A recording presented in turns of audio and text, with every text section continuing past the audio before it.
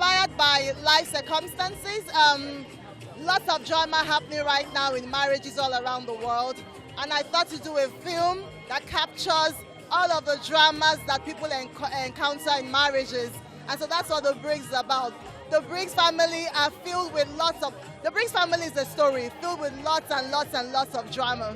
So when I was going to direct confrontational scenes, the first thing I did was to sit down with my actors. We walked through the whole scene. I wanted to be sure that they had the right intention, the right motives.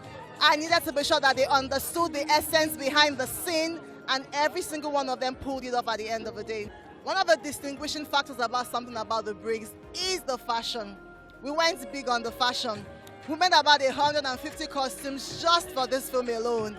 Another thing that sets this film apart is the drama. Expect lots and lots and lots of drama. Good drama, bad drama, everything and everything. It just came to me like that when I was writing the story. I was just inspired. I mean, I wanted something that would, I wanted a title that would bring a little bit of element of suspense to make people keep on wondering what is it about this family. I don't know if they'll like my character. My character is a long-suffering character who goes through a lot. He had an affair with his wife, and he's paying for it. She never lets him forget anything about it. So, I don't know if they'll like the character or not, but all I want is enjoy the movie. It wasn't hard. Having married before, it's quite understandable on how to manage the emotional scenes, and as a human being as well. So it wasn't much of a challenge. Bukola has been wonderful. She looked after us like a mother. She's a very multitasking lady. She's very talented at multitasking. She can do so many things at the same time. While she was directing and making sure everything was okay, she personally took care of all the actors and made sure everyone else was very comfortable. I mean, if she were to call any other time, I'll drop everything and come again to work for her. Well, I mean, the family is quite a wealthy one, but it didn't concentrate as much on the wealth as it did on the challenges that people go through, because you have people from different personalities, people of different backgrounds, people of different sexes, and, what happens when they all come together. And the things that the movie addresses are issues that affect every part of society, upper class, middle class, lower class, all the strata of society. Of course, I know the audience will love my character because, unfortunately, as it sounds, a lot of people have been Nina at one point in their lives or the other. Nina shows strength. She's a very well-mannered wife who is going through it in her marriage.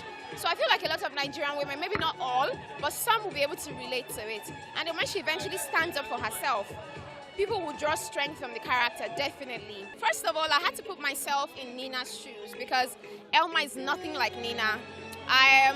Glory be to God, I'm not in an abusive relationship, so I didn't exactly know. I kept asking the question, why is she still here? Why is she still here? But I had a very beautiful conversation with the producer, who is also the director, and she told me a true life story of someone she knows.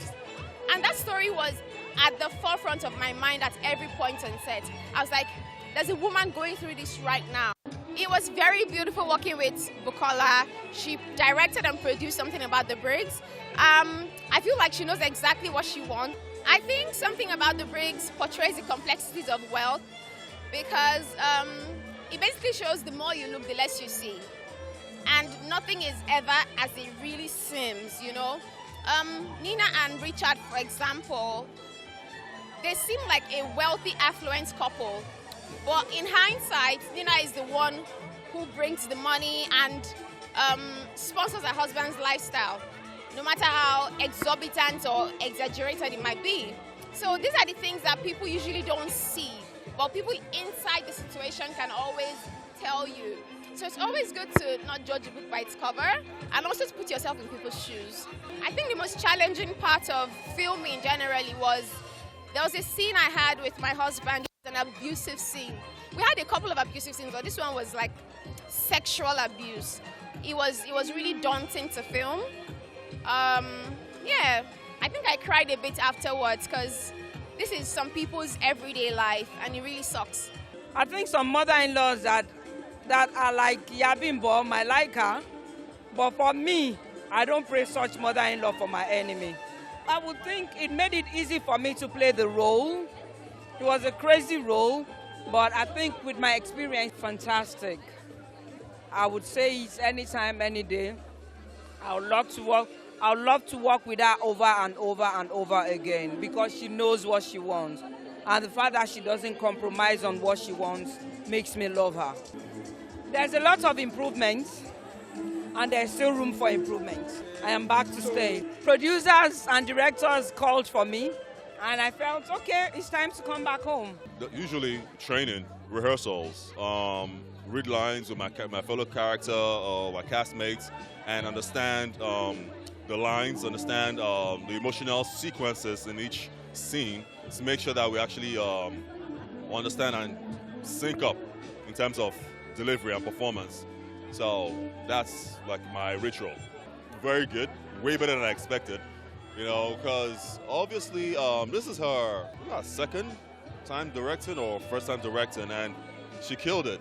She understood everyone's, let me just say from my perspective, she accepted a few opinions I gave or a few suggestions I gave in terms of my character's dynamic, if I may put it that way. And obviously, like, she was willing to, take on these adjustments and also put it into play and see if it works. If it works, fine. If it doesn't work, then we'll go back to the script, how she actually wants it to play. But definitely we'll go with our rules first, and we're asking if we can maybe suggest one or two.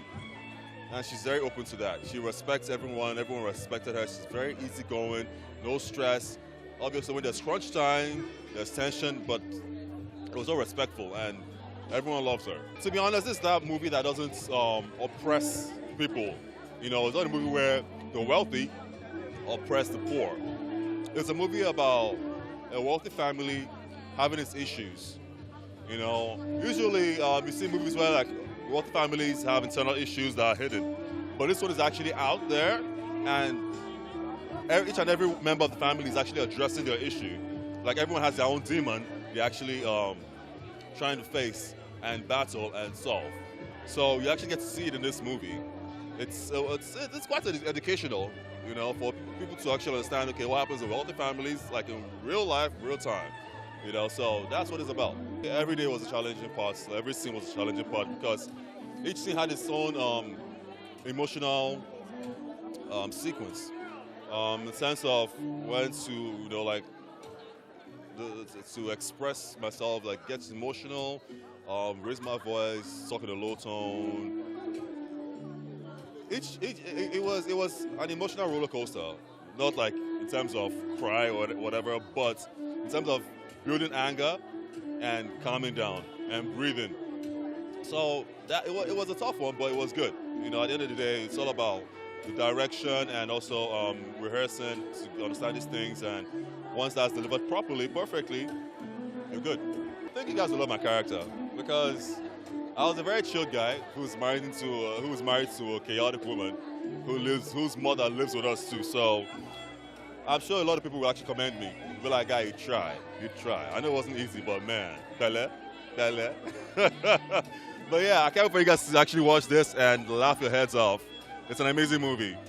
So please come to the cinemas on the 31st of January 2025. We'll be launching. We'll be in cinemas nationwide.